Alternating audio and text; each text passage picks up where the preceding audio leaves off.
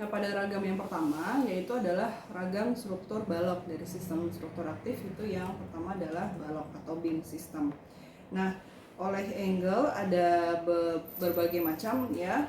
Ada yang bentuknya itu lurus-lurus saja seperti ini, kemudian ada dia hanya satu ya, ditumpu oleh kolom di kanan kiri persis gitu. Tetapi ada juga yang continuous beam seperti ini, biasanya ada girder ya, dia panjang, kemudian ada beberapa kolom ya. Kemudian ada yang pin jointed beam, ini yang girder ya, jadi di sini nanti ada sambungan karena dia nanti lebih panjang lagi bentangnya.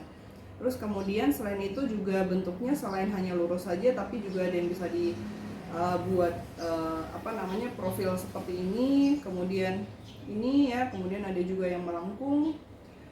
Jadi di sini adalah baloknya yang melengkung, baloknya dulu, kemudian nanti ada material penutup atap.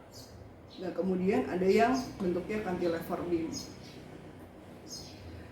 Nah, langsung apakah contoh bangunan yang menggunakan sistem struktur balok? Nah, ini yang ada di bagian cover ya.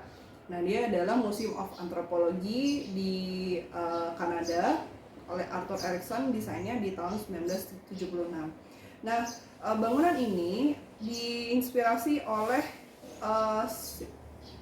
komponen post and beam architecture of Northern Northwest Coast First Nations people. Jadi ada masyarakat barat utara gitu ya, di Amerika, yang mereka punya kebudayaan membangun rumah tinggal itu dengan kayu dengan sistem struktur yang seperti ini.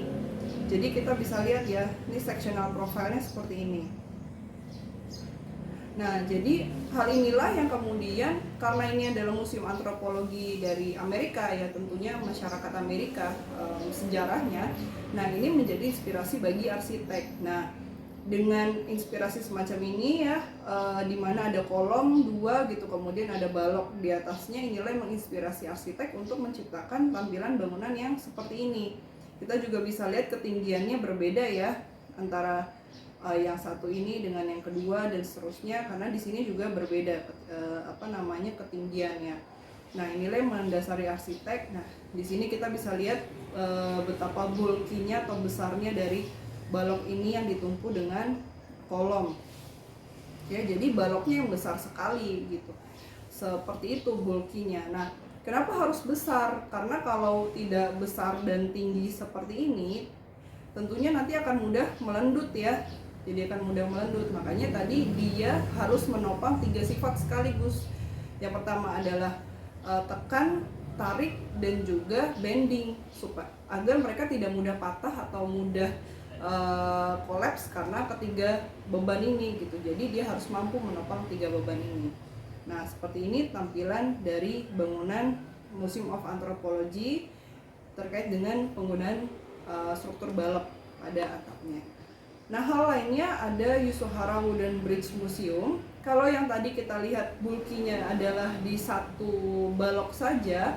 Nah, pada contoh yang kedua, arsitek Kengo Kuma bersama associates-nya di tahun 2011 ini menyelesaikan proyek Yusuhara Wooden Bridge Museum, di mana sebenarnya ini kan kita bisa lihat dia hanya menggunakan satu kolom ya.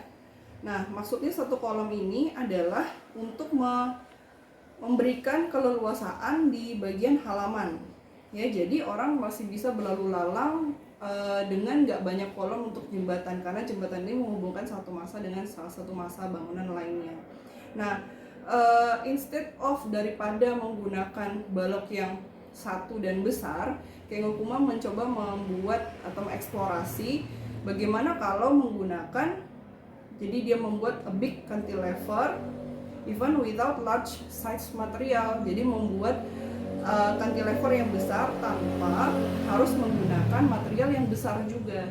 Jadi oleh Kengo Kuma dibuat dengan ukuran material yang lebih kecil-kecil, tapi disusun secara bulky, secara besar juga gitu. Nah, kita lihat materialnya sebenarnya kecil-kecil ya secara dimensi, baik tinggi dan lebar dari material gitu, tetapi kemudian disusun sedemikian sehingga terjadilah bulky atau continuous bulky dari sectional profile.